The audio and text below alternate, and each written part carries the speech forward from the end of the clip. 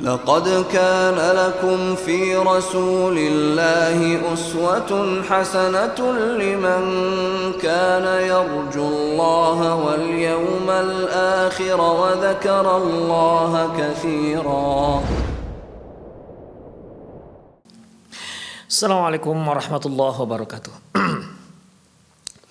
Innal hamdalillah nahmaduhu wa nasta'inuhu wa nastaghfiruh wa na'udzu billahi min shururi anfusina wa sayyiati a'malina may yahdihillahu fahuwal muhtad wa may yudlil falan tajida lahu waliyyan mursyida.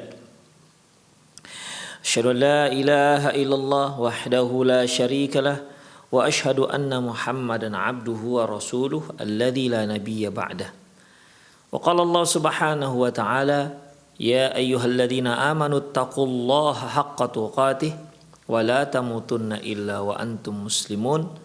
Ya ayyuhalladzina amanu taqullaha wa qulu qawlan sadida yuslih lakum a'malakum wa yaghfir lakum dhunubakum wa may yuti'illaha wa rasulahu faqad faza fawzan 'azima. Ya ayyuhan nasu taqu rabbakum alladzi khalaqakum min nafsin wahidah wa khalaqa minha zawjaha wa batha minhuma rijalan katsiran wa nisaa'a wattaqullaha alladzi tasaaluna bihi wal arham innallaha kana 'alaikum raqiba. Amma ba'du, nastaqal hadithi kitabullah wa khairal hadi hadi Muhammad sallallahu alaihi wasallam wa syarrul umur muhdatsatuha wa kullu muhdatsatin bid'ah wa kullu bid'atin dhalalah wa kullu dhalalatin finnar. Kaum muslimin dan kaum muslimat, para pemirsa Rosyad TV dimanapun Anda berada, alhamdulillah kembali kita bertemu dalam kajian Al-Muallim Al-Awwal. Kita masih mempelajari metode-metode dalam memberikan pengajaran. Hari ini kita akan masuk pada istikhdamut tikrari fit ta'lim, menggunakan metode pengulangan dalam mengajar. Artinya seorang guru boleh mengulang-ulang apa yang telah dia ajarkan kepada muridnya agar muridnya dapat memahami dengan lebih mudah. Apabila tadi suatu hal yang kurang jelas, dengan diulang maka dia akan lebih jelas. Mereka yang sudah faham dengan mengulang maka akan lebih faham. Mereka yang sudah hafal dengan mengulang akan lebih hafal, lebih mantap hafalannya. Mereka yang kurang hafal dengan mengulang maka dia dapat lebih menguatkan hafalannya. Bahkan mereka yang tidak hafal, kalau kita ulang-ulang dia akan menjadi hafal. Jadi sangat penting sekali metode pengulangan ini dalam memberikan atau dalam metode pengajaran. Inna istikhdama uslubi tikrari fit ta'lim lahu fawaidun 'azimatun naf'i. Bahwasanya menggunakan metode pengulangan dalam memberikan pembelajaran memiliki banyak faedah yang cukup besar. Di antaranya at-ta'kidu ala mas'alatin muhimmatin, yaitu untuk lebih memantapkan, untuk lebih menancapkan, untuk lebih memahamkan masalah yang penting, au hukmin hamin, atau dalam satu hukum tertentu yang penting. Wa minha tanbihul ghafili wa man bihi nu'asun wa nahwi.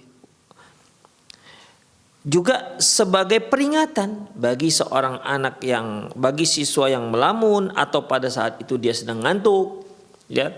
Dengan mengulang, mungkin di saat pertama sekali, di saat pertama si guru memberikan pengajarannya, mungkin saat itu si murid sedang memikirkan sesuatu, begitu, nggak fokus. Nah, ketika si guru mengulangi dengan pengulangan yang kedua, maka dia bisa lebih menangkap.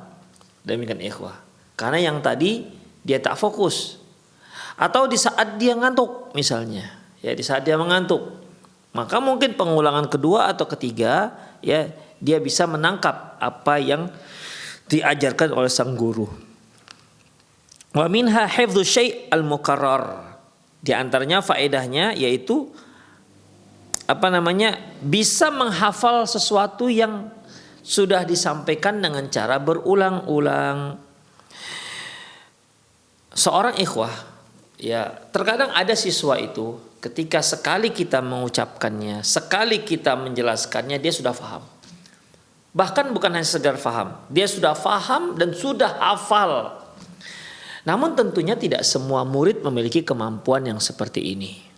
Ya, ada murid itu ketika kita mengulanginya untuk yang kedua kalinya, baru dia memahami dan menghafalnya. Terkadang ada yang sampai 3 kali baru dia bisa memahami dan menghafalnya. Oleh karena itu, ya, bagi seorang yang sudah hafal dan faham dengan pertama sekali seorang guru memaparkan pelajarannya, dia sudah hafal. Dengan demikian kalau diulang sekali lagi, maka apa yang sudah dia hafal, apa yang sudah dia fahami, maka akan semakin mantap hafalannya. Seorang yang apabila dia 2 kali pengulangan baru dia bisa menghafal dan memahami, maka ikhwah dengan mengulangi yang ketiga lebih mantap lagi. Demikian. Jadi tidak ada ruginya mengulang-ulang pelajaran. Ya. Tidak ada ruginya mengulang-ulang pelajaran. Kemudian waqtisaru ala salasil marrat amrun qad taqarrara katsiran fi ahadisil Mustafa sallallahu alaihi wasallam. Mengulangi hingga batas 3 kali adalah perkara yang sering kita lihat, sering terjadi pada hadis-hadis Nabi sallallahu alaihi wasallam. Qala Ibnu Tin, berkata Ibnu Tin rahimahullah, fihi anna thalathata ghayatun ma yaqa'u bihi al-i'tidari wal bayan. Ini menunjukkan bahwasanya 3 kali pengulangan merupakan batas akhir dalam memberikan kemakluman atau memberikan penjelasan. Artinya kalau seorang disampaikan sekali, seorang siswa atau siapalah yang kita sedang menyampaikan sebuah ilmu kepadanya, kalau 1 kali dia belum paham, maka masih dimaafkan, diulang 2 kali. Jika 2 kali pengulangan belum juga memahami, maka masih bisa dimaafkan sampai 3 kali. Nah, demikian ikhwah. Demikian juga kalau seandainya penjelasan yang belum jelas atau belum hafal, demikian kita beri dispensasi hingga pengulangan sampai 3 kali. Wa man ta'ammala dzalika wajadahu kama qala. Barang siapa yang perhatikan hadis ini dan meneliti hadis ini, ya, maka dia akan melihat apa yang terjadi di lapangan benar-benar sama seperti yang disebutkan dalam hadis Rasulullah sallallahu alaihi wasallam. Wa qad yuzadu ala thalathati lil hajati.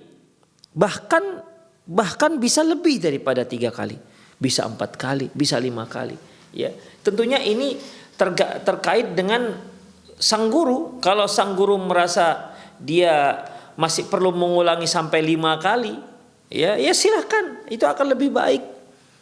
Demikian ikhwah. Ya tentunya kan terkadang seorang guru itu ada waktu pelajaran. Kalau terlalu sering dia ulang-ulang dalam satu perkara, dia khawatirkan target untuk pertemuan ini tidak sampai. Nah, demikian ikhwah. Tapi kalau memang masih lapang waktunya, silakan mau diulangi 4 kali, 5 kali. Bukankah tugas kita sebagai guru memang untuk mentransfer maklumat, untuk mentransfer ilmu kepada murid-murid kita agar mereka bisa memahami apa yang kita jelaskan. Kalau dia sudah memahaminya, tinggal dia mengamalkan apa yang telah dia fahami. Demikian ikhwah, ya. Jadi boleh kita mengulang lebih daripada 3 kali. Kama satarahu min qauli Rasulillah sallallahu alaihi wasallam qariban, sebagaimana Anda bisa nanti melihat sebentar lagi yang tercantum dalam hadis Nabi sallallahu alaihi wasallam. Wat tikraru qad yakunu fil kalimati wal jumal. Terkadang pengulangan itu yaitu berupa kata atau kalimat. Terkadang Rasulullah sallallahu alaihi wasallam mengulang-ulang berupa penyebutan kata atau penyebutan kalimat. Wa qad yakunu fil asma'i. Terkadang beliau juga mengulang-ulang dengan nama, seperti memanggil nama berulang-ulang. Wa qad yakunu fi ghairihima, dan bahkan bisa jadi selain daripada itu. Fa awwalan tikrarul kalimat. Pertama yaitu pengulangan berupa kata. Satu, an Anas bin Malik radhiyallahu anhu anin Nabi sallallahu alaihi wasallam. Annahu, dari Anas bin Malik radhiyallahu anhu dari Nabi sallallahu alaihi wasallam, bahwasanya beliau kana idza takallama bi kalimatin a'adaha thalathan hatta tufhamu anhu. Bahwasanya apabila Rasulullah sallallahu alaihi wasallam menyebutkan satu kata, maka beliau terkadang mengulanginya sampai 3 kali hingga difahami apa yang beliau sebutkan. Wa idza ata ala qaumin fasallama alaihim sallama alaihim salasan. Apabila beliau mendatangi suatu kaum, beliau mengucapkan salam, dan beliau mengucapkan salam sampai 3 kali. Hadis diriwayatkan oleh Imam Bukhari. Demikian ikhwah. Jadi di sini Rasulullah sallallahu alaihi wasallam mengulang-ulang kata, sebuah kata. Ya, mengulang-ulang sebuah pernyataan sampai 3 kali ikhwah. Ya. Agar si pendengar, sahabat yang mendengar itu bisa memahami. Demikian juga kalau dia mau bertamu mengunjungi satu kaum, beliau tidak mengucapkan salam hanya sekali, tapi beliau mengucapkan salam 3 kali. Assalamualaikum.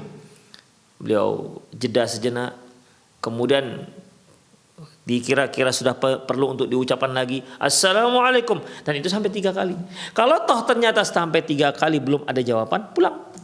Nah, demikian ikhwah rahimanallahu wa iyyakum. Wa 'inda Tirmidzi min hadisi Anas. Adapun yang diriwayatkan oleh Imam Tirmidzi dari hadis Anas ini ada disebutkan kana Rasulullah sallallahu alaihi wasallam yu'idul kalimata salatan lita'aqilu anhu. Bahwasanya Nabi sallallahu alaihi wasallam selalu mengulangi kalimat sampai 3 kali agar kalian bisa memahaminya. Demikian ikhwah.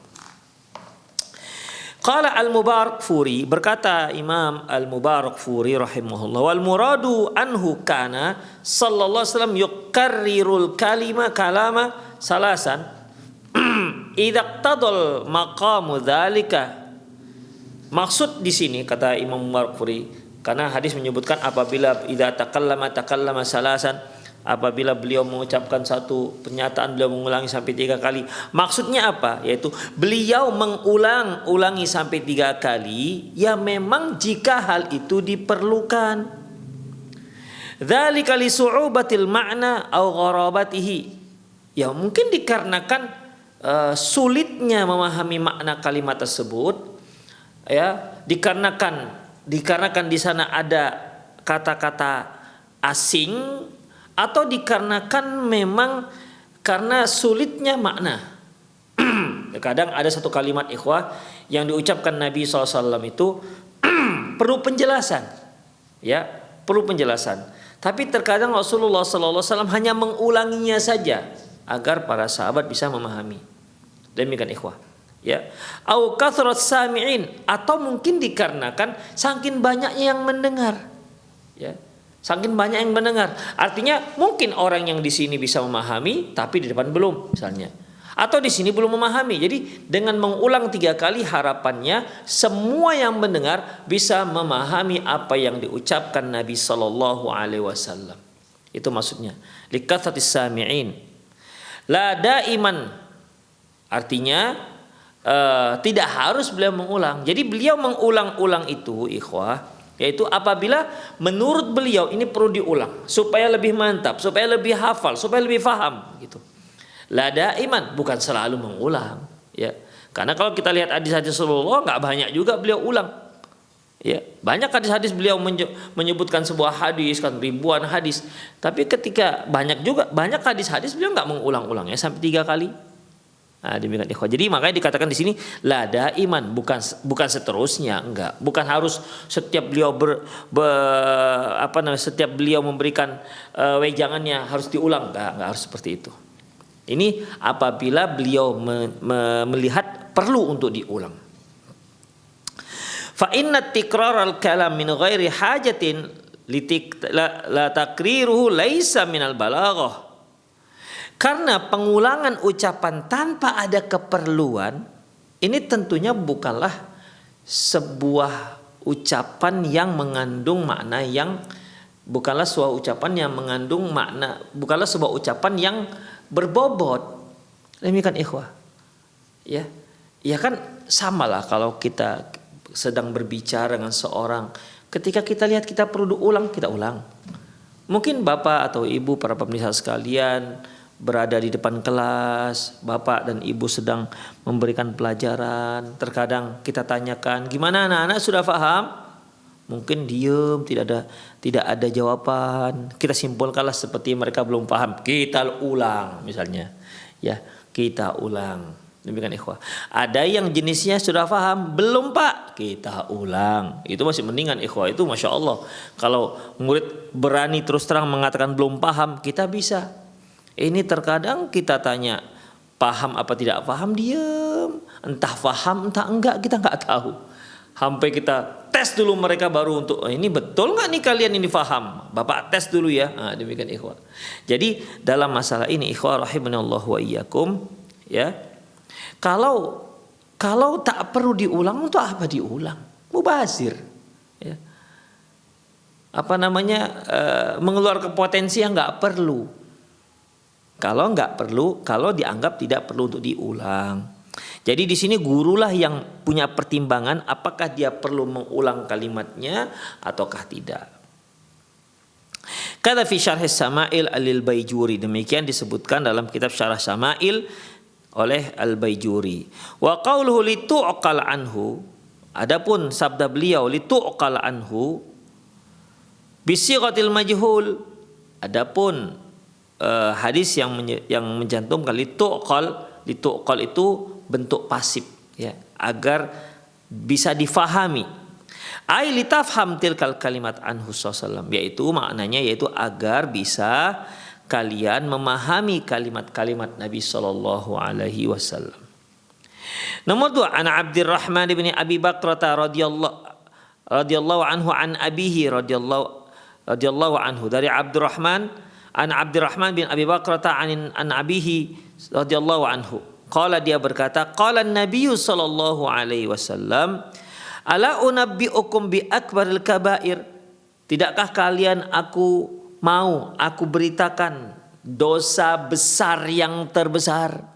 Kata Rasulullah. Rasul tanya ini pada sahabat, para sahabat, maukah kalian aku beritahukan tentang dosa besar yang terbesar? Bi akbaril kabair. Beliau mengulanginya 3 kali, ikhwah. Ya, 3 kali. Jadi di sini bukan masalah para sahabat nggak paham dengan pertanyaannya, enggak. Di sini Rasulullah Shallallahu Alaihi Wasallam ingin agar para sahabat menjadi fokus dengan apa yang akan disampaikan Rasulullah Shallallahu Alaihi Wasallam. Ya, ala unabbiukum bi akbaril kabair, ala unabbiukum bi akbaril kabair, ala unabbiukum bi akbaril kabair, sampai 3 kali. Tentu para sahabat sudah, apa ini, begitu. Ya. Siap-siap mereka untuk apa ini? Sampai 3 kali Rasulullah SAW mengulanginya.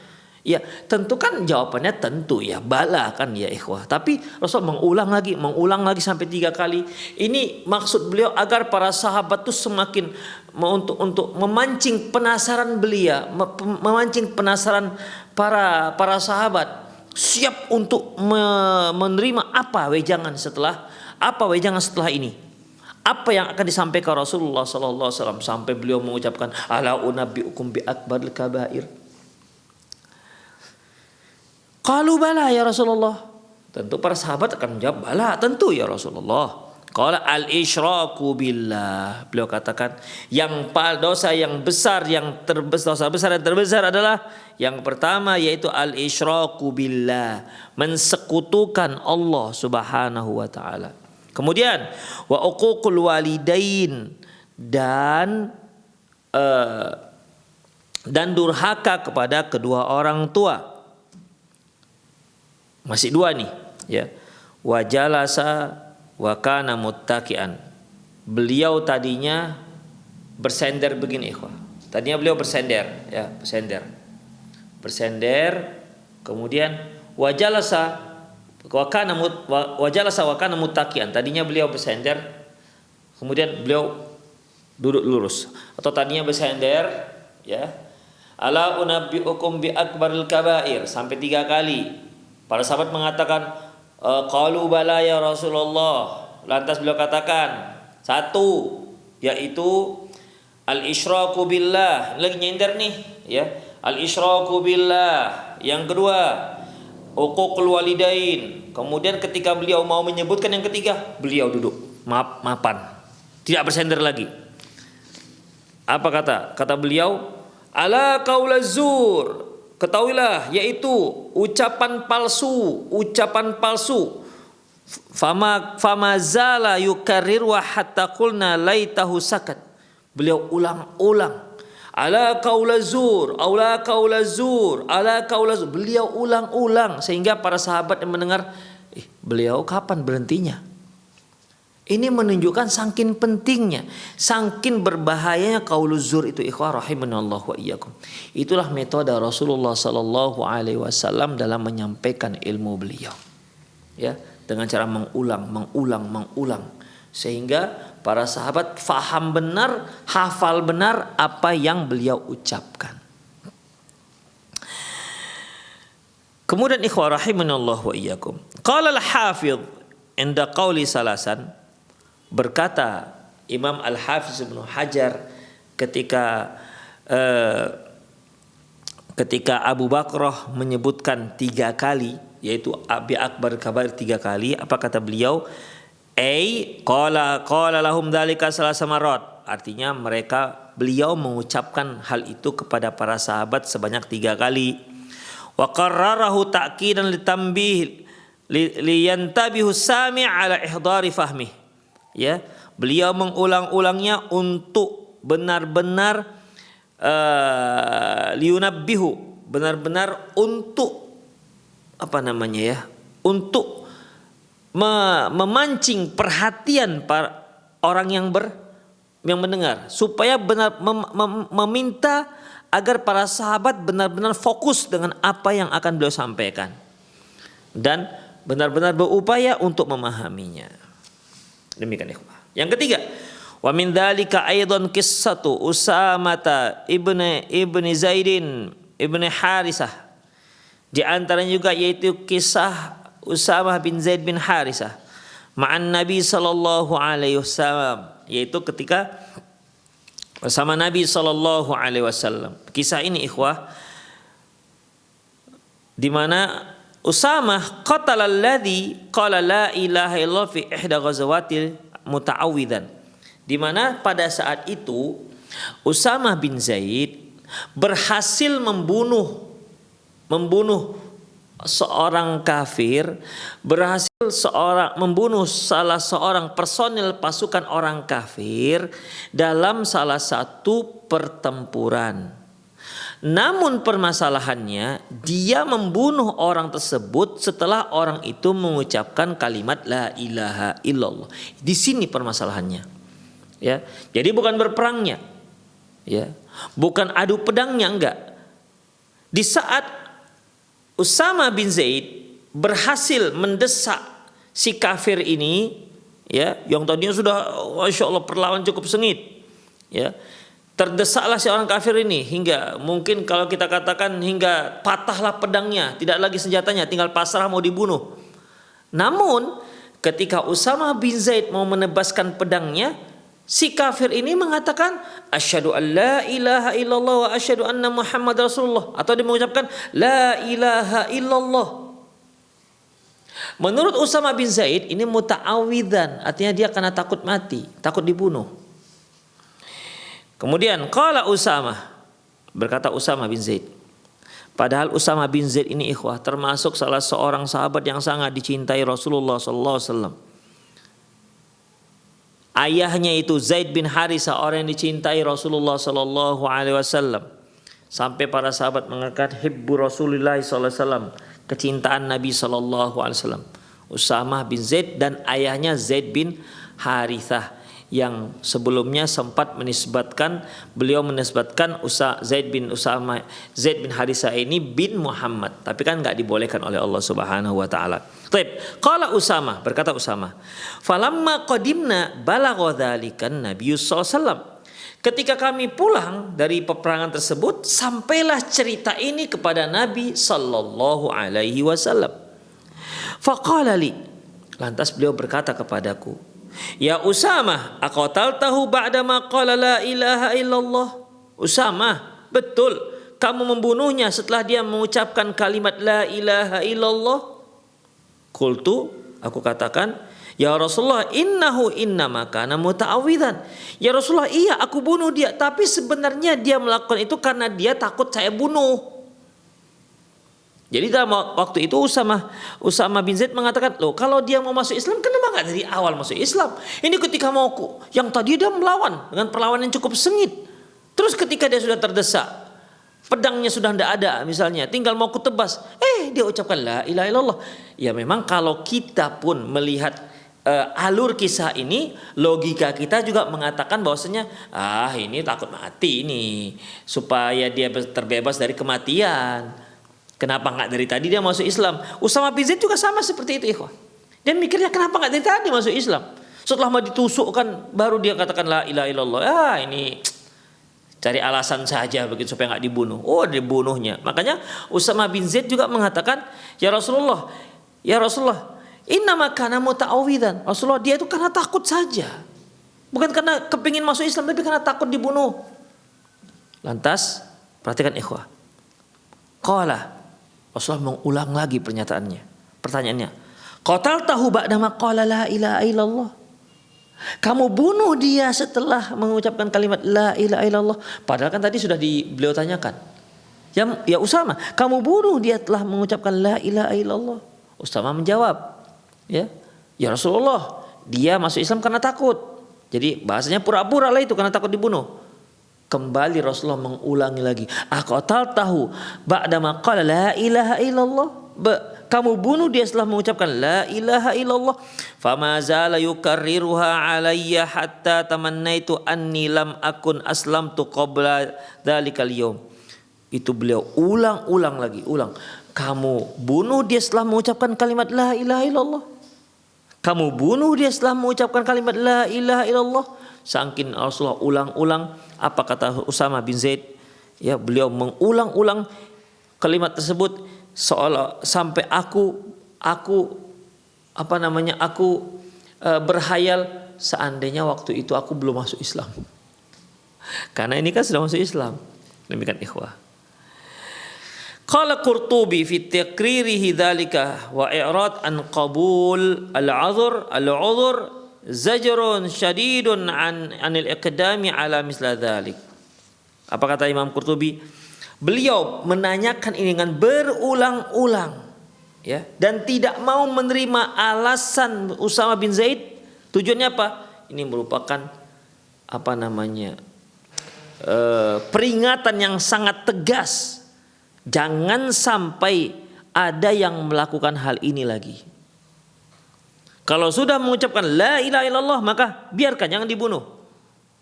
Terserah mengenai niat dia, niatnya mau takut dibunuh atau dia benar-benar masuk Islam, itu urusan dia dengan Allah.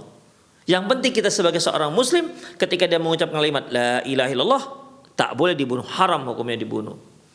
Terserah dia niatnya apa. Demikian ikhwah rahimani Allah wa iyyakum. Itulah dia. Ya, beliau mengulang-ulang ucapannya. Kemudian sanian tikrarul ism. Yang kedua yaitu mengulang-ulang nama. An Anas bin Malik radhiyallahu anhu anna Nabiy sallallahu alaihi wasallam wal Mu'adz radifu ala rahlih. Dari Anas bin Malik bahwasanya Nabi sallallahu alaihi wasallam bersama Mu'adz bin Jabal di boncengan beliau. Waktu itu Rasulullah berkendaraan bersama Mu'adz bin Jabal. Mu'adz bin Jabal di belakang beliau, di boncengan beliau. Jadi Rasulullah yang membawa, Mu'adz bin Jabal berada di belakang. Maka sebagian ulama mengatakan salah satu adab berkendaraan, maka Yang mengendarai itu adalah si pemilik kendaraan. Yang numpang ya di belakang atau tidak mengendarai. Kecuali kalau yang pemilik mobil itu, pemilik sepeda motor itu menyerahkan kepada orang yang dibonceng untuk nyetir. Nah, gitu ya. Di sini Rasulullah SAW menyetir dan yang dibonceng adalah Mu'adz bin Jabal. Faqala, apa kata beliau? Ya Mu'adz. Rasulullah katakan, ya Mu'adz. Qala labbaika ya Rasulullah wa sa'daik. Kata Mu'adz, ya Rasulullah. Beliau mengulang lagi, ya Mu'adz. Labbaika ya Rasulullah wa sa'daik. Sampai 3 kali beliau panggil. Padahal Mu'adz kan sudah menyaut. Mu'adz di belakang beliau, ini dekat, bukan jauh-jauh sekali. Mu'adz, ya Rasulullah. Labbaik. Mu'adz, labbaik ya Rasulullah. Mu'adz, nah, begitu sampai 3 kali. Kemudian barulah setelah 3 kali beliau memanggil berulang-ulang, memanggil 3 kali Mu'adz bin Jabal, dan Mu'adz bin Jabal pun sudah menyaut apa panggilan Rasulullah. Barulah beliau masuk pada inti yang akan beliau sampaikan. Apa dia? Ma min ahadin yashhadu an la ilaha illallah wa anna Muhammad Rasulullah musaddiqan fi min qalbihi illa haramallahu 'alan nar. Kata beliau, tidak ada seorang pun yang mengucapkan, yang bersaksi la ilaha illallah Muhammad Rasulullah musaddiqan min qalbi, benar-benar tulus dari hatinya yang paling dalam, illa haramallahu 'alaihin nar, 'alan nar, kecuali Allah haramkan orang tersebut dibakar api neraka. Qala ya Rasulullah, Mu'adz bin Jabal berkata lagi, afala ukhbiru bihin nas fayastabshiru. Rasulullah, boleh enggak aku sampaikan ucapanmu ini kepada orang-orang supaya mereka senang, bahagia? Ya bahagia ikhwah. Karena barang siapa yang mengucapkan kalimat la asyhadu an la ilaha illallah wa asyhadu anna Muhammad Rasulullah dari hati yang tulus, maka dia diharamkan masuk neraka. Diharamkan dibakar neraka. Artinya kalau diharamkan masuk neraka berarti dia masuk surga. Ini kan berita gembira ya. Semua para sahabat tentunya mengucapkan kalimat itu. Hanya tinggal yang tulus enggak tulus, tapi semua sahabat tulus insyaallah. Demikian ikhwah rahimanallah wa iyyakum. Makanya Mu'adz bin Jabal, insyaallah ini berita bagus. Ya, berita bagus ini harus sampaikan kepada kaum muslimin yang lain, para sahabat-sahabat yang lain. Apalagi kan Rasul pernah katakan bahwasanya afdhalul a'mal idkhalu sururi fi qalbil mu'min. Sebaik-baik amalan yaitu menyenangkan hati orang mukmin. Ini berita benar-benar menyenangkan. Ya Rasulullah, afala ukhbirun nas? Ukhbir bin nas. Rasulullah, boleh enggak aku sampaikan kepada orang-orang? Fayastabshiru, agar mereka merasa bahagia. Qala idzan yattaqilu. Kata Rasulullah, kalau kamu sampaikan mereka nanti salah dalam bertawakalnya. Artinya kalau ini kamu sampaikan, mereka nanti akan mengandalkan ucapan syahadatnya saja. Ya udah, berarti orang-orang akan melakukan maksiat.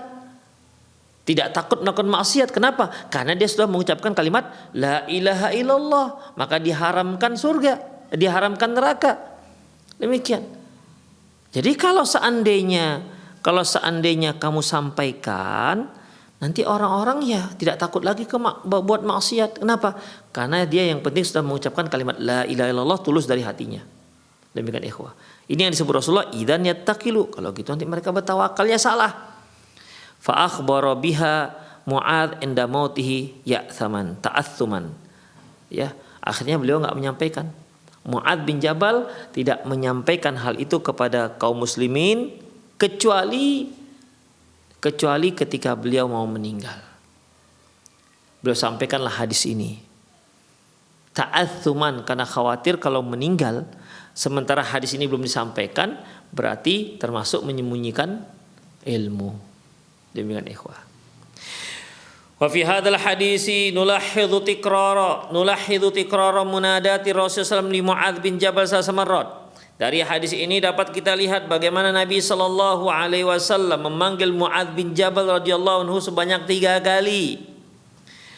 Wasirru fi dzalika wallahu alam huwa tahayyatu tahayyatu mu'adzil khabar al-azim alladhi sawfa yahmiluh.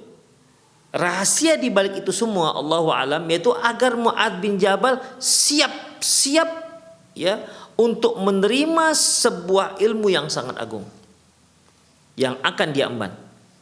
Wa yadulluka ala dzalika qaulu Mu'adzin fil hadis, dan hal ini bisa juga dibuktikan dari perkataan Mu'adz bin Jabal dalam hadis, afala ukhbiru bihi nas fayastabshiru. Ya Rasulullah, bolehkah aku sampaikan ini kepada orang-orang agar mereka bahagia, berbahagia?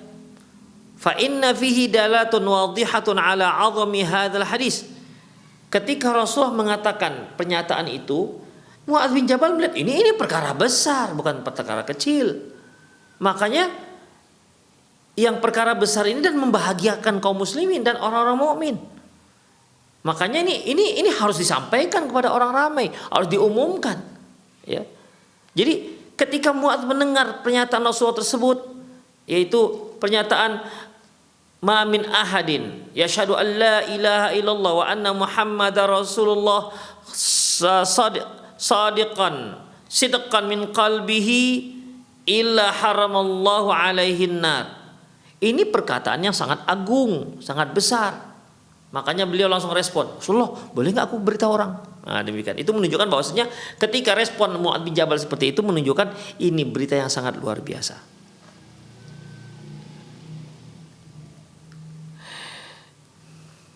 Fa inna fihi dalatun wadihatun ala 'azmi hadzal hadis wa jalatu qadrih. Ini menunjukkan respon Mu'adz bin Jabal seperti itu bentuknya, menunjukkan bagaimana besarnya, agungnya ilmu yang Rasulullah SAW berikan tersebut. Lima fihi minal busyral azim, karena dalamnya terdapat berita duka, berita sukacita yang sangat luar biasa.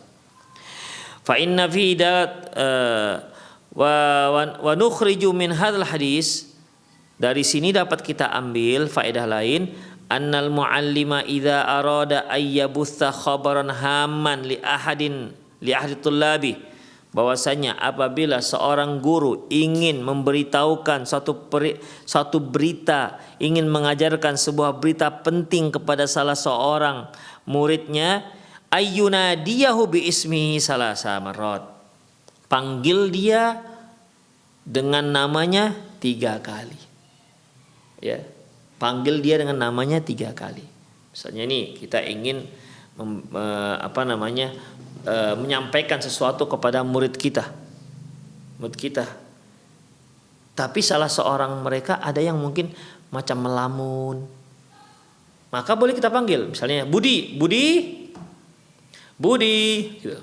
Budi misalnya. Tentu dia, "Iya, Pak." Budi, "Iya, Pak."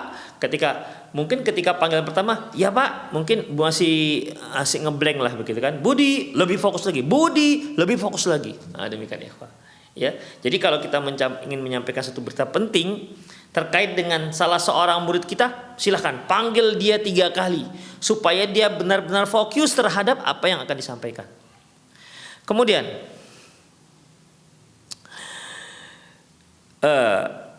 wa qis ala dzalika law kanu jama'atan falahu ayunadiyahum bil ismi alladhi yajma'uhum.